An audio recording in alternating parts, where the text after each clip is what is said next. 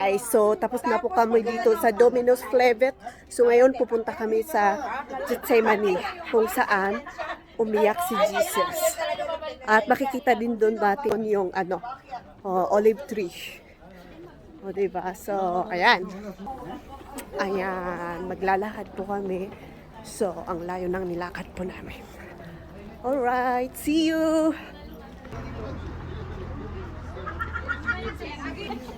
So, ayan, lakad-lakad mga girls. So napaka-amazing. Napaka-amazing. Kasi, ang amazing kasi parang, it's amazing. It's amazing. Amazing. Kasi kung saan naglakad, pero hindi naman eksakto, pero parang din na Jesus Christ dito. Dito? Maybe. Ah, Hindi lahat naman ng napupuntahan namin is not exactly just yes. representation lang. Malay mo lumakad din dito. We are blessed kasi lumalakad din tayo, di ba? Yo. Smile! Yes, camera siya, ma. Yes, camera siya. Ayan. Pupunta na kami sa Gethsemane. Akala ko sasakay po kami pero talagang lakad-lakad talaga. Di ba the cross? Masarit lang aja. Yes. Lakad-lakad.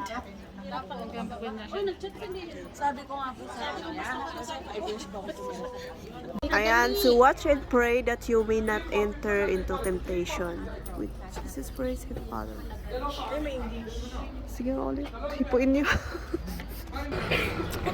Ayan, so dito na po kami sa Gethsemane. Gethsemane. Ito yung mga olive tree. Olive tree. Yan. So, napakaraming tao na dito. Punta kami dito sa kung saan lumuhod si Jesus sa may altar.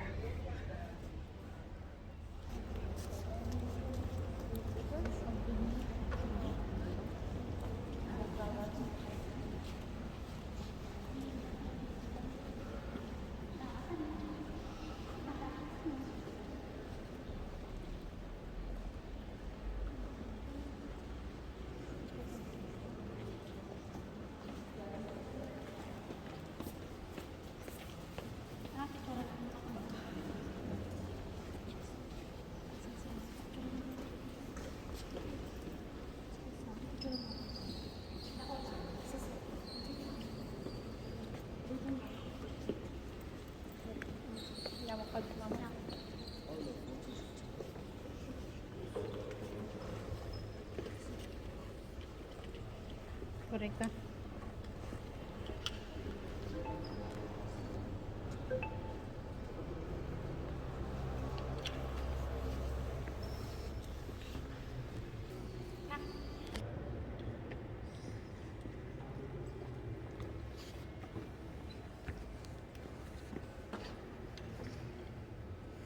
Sige pa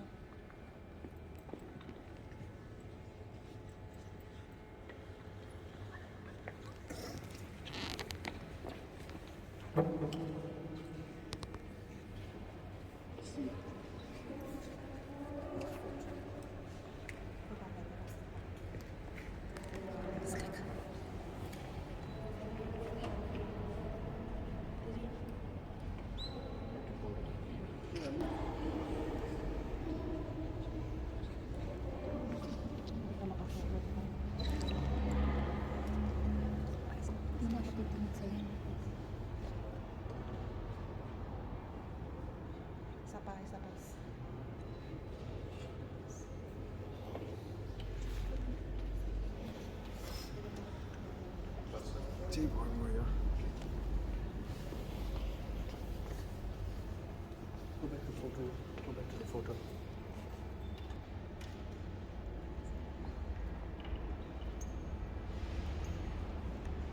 Eh.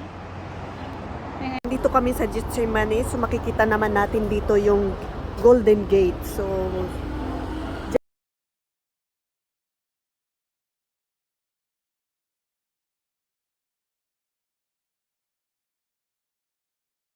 Ay, yung pinakamatanda? Ganda. ito yung pinaka oldest olive tree dito sa Jerusalem.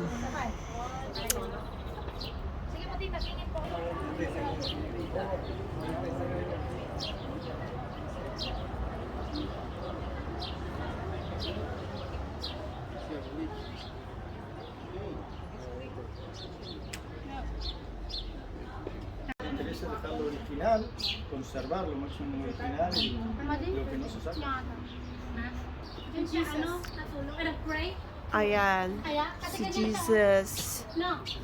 when she prayed to God. Kun Kita mo, symbolize na lang ata, kasi lang ikuha na lang. Oh, naglek na gala, tapos uyawin nyo ati photographer. Ano hindi?